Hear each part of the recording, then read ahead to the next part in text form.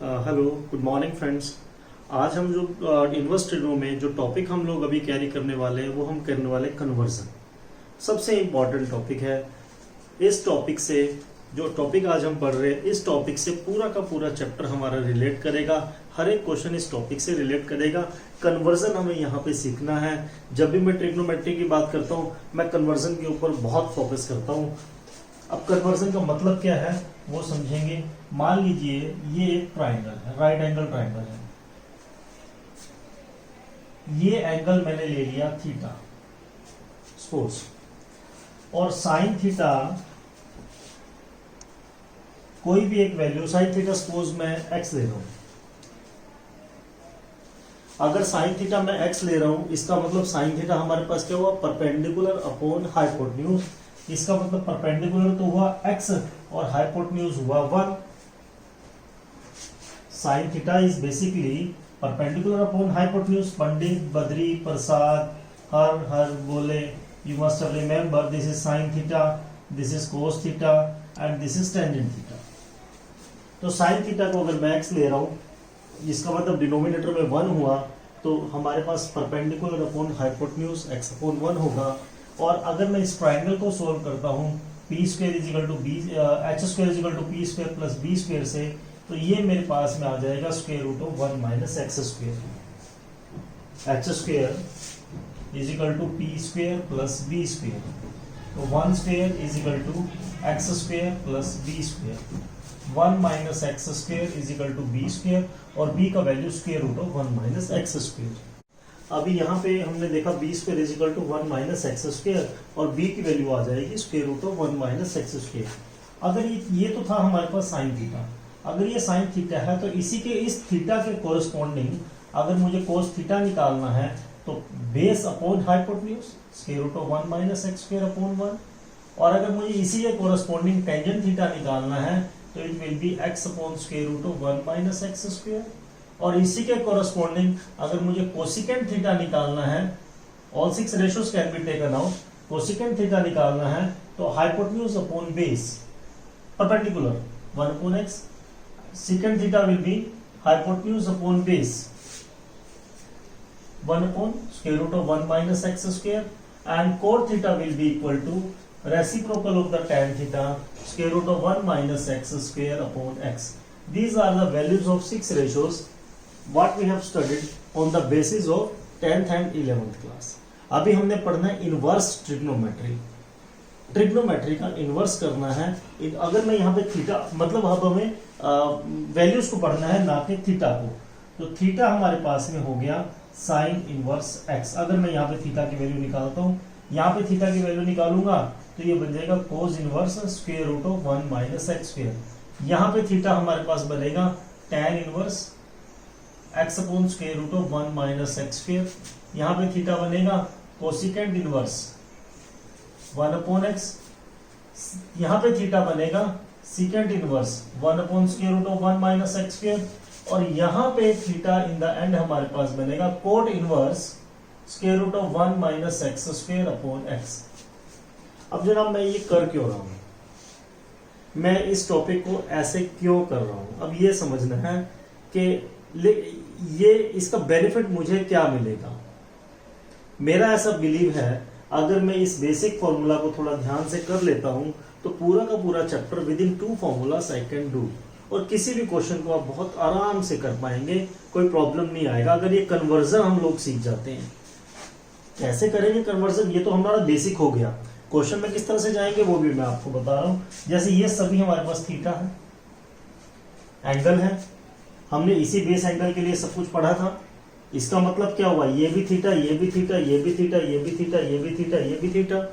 Theta किसी ना किसी कंपोनेंट के इक्वल है, तो मैं यहाँ पे अगर लिख सकता हूँ theta is equal to sine inverse x is equal to cos inverse square root of 1 minus x square is equal to tan inverse x upon square root of 1 minus x square is equal to cosecant inverse 1 by x is equal to secant inverse 1 upon square root of 1 minus x square is equal to cot inverse square root of 1 minus x square upon x। तो हमारे पास ये theta सबके equal है, इसका मतलब ये सभी components आपके एक दूसरे के इक्वल हैं। मैं साइन इनवर्स एक्स को कोस इनवर्स की फॉर्म में लिख सकता हूँ, कोस इनवर्स को टैन इनवर्स में लिख सकता हूँ, टैन इनवर्स को कोसिकेंट इनवर्स में। जैसी मेरी रिक्वायरमेंट है उसी पार्ट में मैं अपने कन्वर्जन को ले सकता हूँ। बहुत बहुत इजी हो जाएगा क्वेश्चन जब हम इसको पढ़ेंगे। यहाँ से एक और मैं यहाँ पे कैलकुलेशन थोड़ा ध्यान रखूंगा, जो मेरे यहाँ से आउटकम एक ऑब्जर्वेशन मेरे पास में आ रहा है, बड़े ध्यान से देखें। आपने 10th क्लास में पढ़ा cosecant theta is equal to 1 upon sine theta, ठीक है बेटा। अब यहाँ पे देखते हैं, ये देखिएगा, ये साइन इनवर्स एक्स है और ये कोसिकेंट इनवर्स देखते हैं। Sine inverse x is equal to cosecant inverse 1/x, value अभी भी अपॉन में ही है। अगर ये x है तो ये 1 अपॉन x है। जैसे हम देखते हैं cos inverse square root of 1 minus x square, cos inverse square root of 1 minus x square. और 10th क्लास में हमने पढ़ा था secant theta is equal to 1 upon cos theta. Secant और कोस आपस में रेसिप्रोकल थे, तो यहां पे भी जब हम इसको सीकेंट इनवर्स लिखेंगे तो ये रेसिप्रोकल हो जाएगी वैल्यू आपकी। जैसे tan theta is equal to 1 upon cot theta and vice versa. तो यहां पे भी देखें, जो tan इनवर्स x है आपके पास में, कोट इनवर्स का रेसिप्रोकल यहां पे आ जाएगा। सभी वैल्यूज ये, और ये इसका रेसिप्रोकल है, ये इसका रेसिप्रोकल है और ये इसका रेसिप्रोकल है। इसका मतलब क्या है, अगर कहीं पे लिया हुआ है आपको cosecant inverse 5/3, suppose cosecant inverse 5/3, अगर मुझे इस क्वेश्चन को साइन इनवर्स की फॉर्म में लिखना है तो मैं डायरेक्ट लिख पाऊंगा, मुझे कुछ भी नहीं करना है, साइन इनवर्स 3/5, क्योंकि ये वैल्यू का रेसिप्रोकल हो जाएगा।